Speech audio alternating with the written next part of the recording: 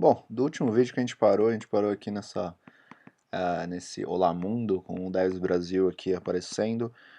Eu tô aqui rodando meu Gulp Watch, que foi outro ponto que a gente discutiu na última aula, e acabou no último vídeo, e acabou que ah, sobraram esses 6 pontos aqui. A template do Blade, a parte de layout, querendo ou não é um braço dessa questão do Blade, uso de Markdown, a questão de compilação de assets, as URL amigáveis e a parte de deployment da nossa aplicação. Se a gente ver aqui na parte do Blade, vocês vão ver que a documentação está em construção. Por quê?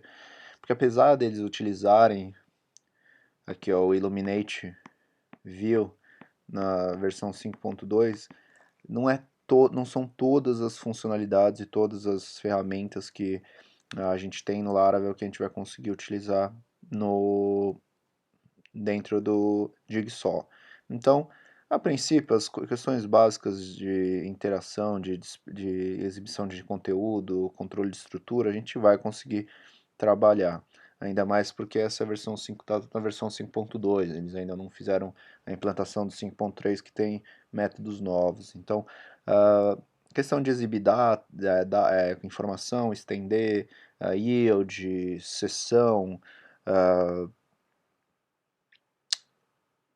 escapar variáveis ou exibir as variáveis, a utilização do arroba antes, tudo isso a gente vai ter suporte, mas obviamente que o suporte maior a gente só vai ter dentro do Laravel ou do Lumen, certo? Outra coisa que tem é a questão das partials e dos layouts, então como a gente conhece no Laravel, a gente pode definir aqui as seções que a gente vai preencher com conteúdo vindo do filho desse layout, uh, dessa interface genérica, vamos dizer assim. E aí a gente só precisa utilizar o yield aqui, que nem no Laravel, isso aqui é uma coisa simples. A única coisa que eles pedem, ou que eles recomendam na verdade, é o seguinte: se a gente estiver trabalhando aqui, ó, deixa eu deletar essa build local, e a gente tem aqui o nosso sistema de pastas no source. Aqui, ó. A gente tem index, layouts e assets. Se eu criar aqui um sobre nós, certo? Vocês vão ver que ele não vai compilar. Por quê? Porque ele não está mapeado. Então o que eu vou fazer? Eu vou salvar o index. Que aí uma vez que eu salvo o index, ele vai mapear certinho. E agora vai ter o sobre aqui. Então beleza, se a gente vier aqui, ó, sobre, ele está funcionando. Mas, se você quiser colocar um arquivo de apoio, um helper, por exemplo, ou uma seção, por exemplo, se eu quiser criar o footer aqui, footer. O problema de deixar ele na raiz é exatamente o seguinte: se eu vier aqui salvar de novo nosso index.php, ele vai gerar uma pasta e um arquivo footer. Então, o footer em tese ele vai ser uma página exclusiva. Então, o que eles recomendam? Assim como a gente tem a pasta layouts, a gente cria aqui uma pasta chamada partials, certo? Aqui no footer a gente vai mover isso para dentro da partials. Opa. Então aqui vai para partials footer. E aí se a gente quiser fazer a chamada, a gente põe no footer não, né? A gente põe aqui no include, como a gente faz normalmente no Blade. Então ficaria um partials ponto ou barra footer e pronto, certo? Então esse é o único, até se eu salvar aqui, ele vai apagar a pasta, né, porque ela não existe mais, então essa é a indicação para eles. Trabalhou com arquivo parcial, com bloco de conteúdo, define ele dentro de pastas com o uso do underline, então não precisa ser necessariamente partials ou layouts, pode ser parciais ou blocos, mas eles têm que vir é, é, prescritos, vamos dizer assim, com um underline, tem que ter esse prefixo, né? Saindo disso, a gente pode ter a utilização de Markdown. Então, se a gente vier aqui, como a gente criou esse arquivo sobre, eu vou criar aqui um contato.md. E aí a gente vai fazer o seguinte, 3 hífens para abrir as definições, eu vou colocar extends, eu vou colocar layouts.master, opa, e aqui embaixo section, se eu não me engano minha section é body, isso mesmo, body, e eu vou colocar aqui um H1 contato. Este é o nosso contato, certo? Então, se eu salvar aqui, novamente, ele não vai parsear, porque esse arquivo ele não tá sendo escaneado, mas uma vez que a gente vier aqui salvar o index, ele cria o arquivo temporário. Opa, eu coloquei layouts.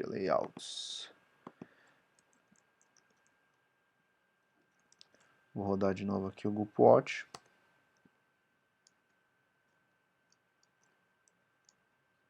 Certo? Vou salvar o meu index. Executou, criou a pasta contato com o conteúdo. Então, se a gente vier aqui, deixa eu atualizar, entrar em contato, vocês vão perceber que ele está utilizando o Markdown como template para o conteúdo, certo? A parte de compilação de assets é um pouco parecida com o que eles usam na base do Elixir, então a gente consegue definir algumas coisas interessantes.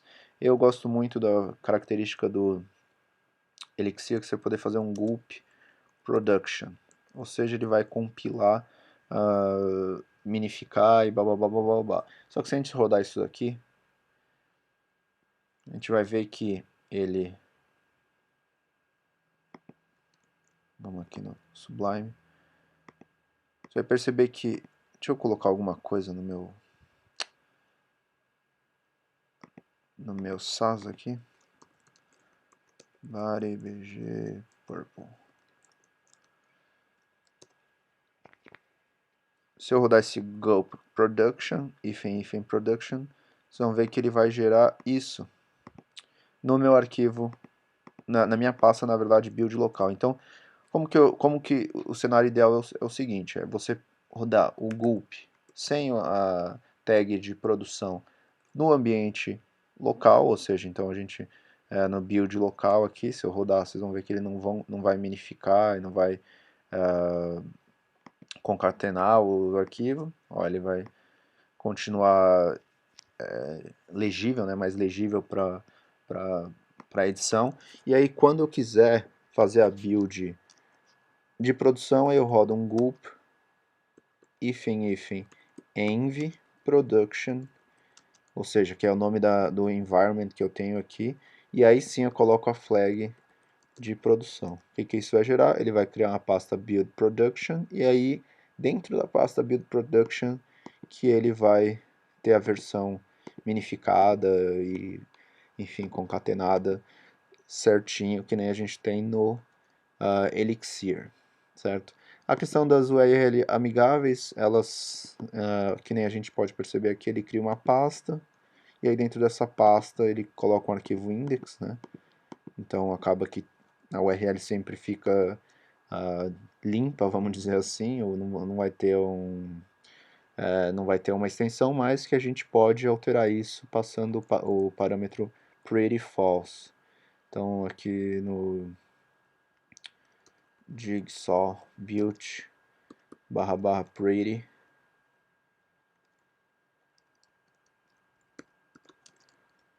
igual a false. Eu acho que é assim. É isso. Agora a gente tem os arquivos direto. Então contato ele vai ser contato.html. Tem que rodar o serve para ver isso.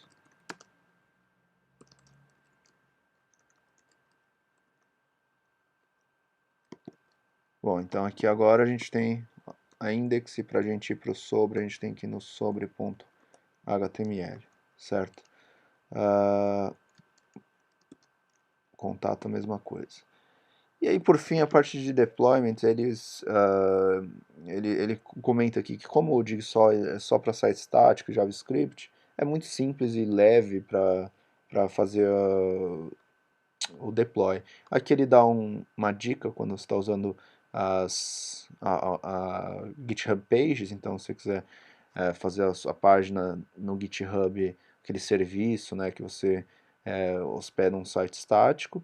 Aqui a deployment para o S3 e o manual se você tem qualquer tipo de server ou hospedagem, você só vai jogar o conteúdo da build production na pasta pública ou no mapeamento de pasta que você tiver, certo?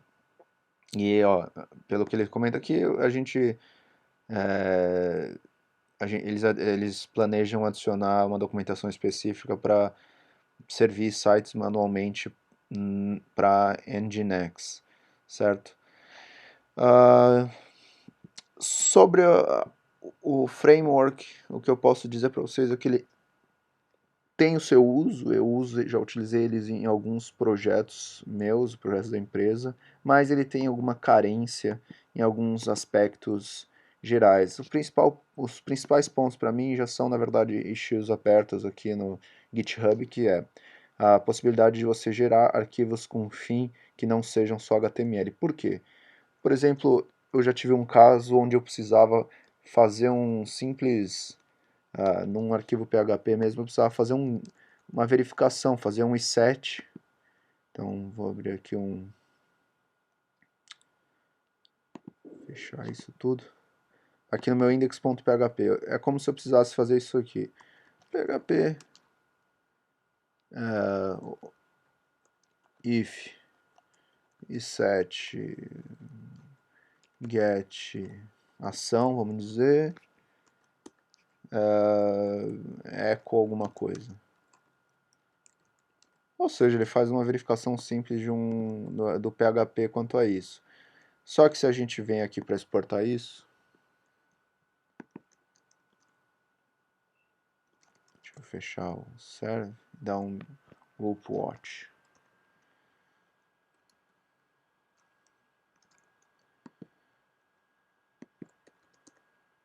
Vocês vão perceber que não tem nada aparecendo. Por quê? Se a gente vier aqui no arquivo index,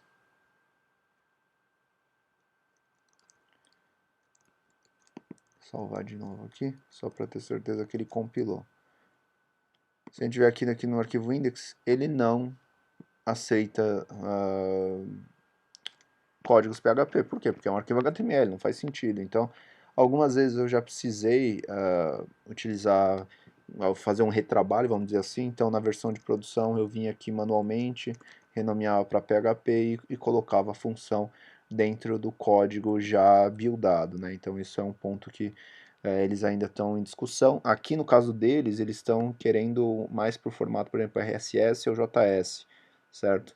Mas a própria versão em PHP funcionaria, porque como muitos de vocês sabem, a maioria dos web servers eles também têm a configuração lá no Apache ou no Nginx de aceitar, no caso de não ter um arquivo .html ou .htm, aceitar um arquivo .php. Então, outra coisa que eles estão querendo implementar é a questão do versionamento pelo Elixir, né, que ele tem aquele helper interessante que ele já faz o versionamento dos assets. Então, se você usa a função Elixir para chamar um arquivo CSS ou JavaScript, ele vai renderizar com var igual a ele, se não me engano, ele pega um datetime, alguma coisa assim. Aqui na verdade quando ele vai exportar o arquivo, ele exporta o arquivo já com um hash aqui para evitar o cache entre arquivos, né? Bom, de uma maneira geral, como eu disse, é um framework que ele funciona para muitos casos. Muita gente, eu vi nos comentários que buscava uma solução como essa. Eu utilizo ela em alguns projetos, como eu mencionei, mas em alguns outros projetos ela não me atende justamente por essa essas limitâncias que ela tem. E fica de serviço e de recomendação para vocês conhecer mais essa ferramenta e quem sabe facilitar um pouco o dia a dia e o trabalho de vocês na montagem e produção de sites estáticos para esse environment de PHP e de Laravel que a gente vem se habituando, tá certo? Esse foi o terceiro vídeo dessa série curta, eu espero que tenha ficado claro. Qualquer dúvida que vocês tenham, vocês deixem nos comentários que eu vou tentar responder, vou tentar ajudar. Vou responder, mas vou tentar ajudar, né? Não sei se vou conseguir responder, ter todas as respostas, mas eu vou tentar, beleza? A próxima série que eu quero tratar é sobre o Corcel, que eu comentei no vídeo do Themasys, que é uma abstração para usar o WordPress com painel administrativo, né, de qualquer tipo de projeto PHP ou framework PHP. E é interessante também que é um projeto mantido por um brasileiro, acho que é João, Júnior Grossi, e deve vir em breve para o canal. Beleza? Um forte abraço a todos e até a próxima.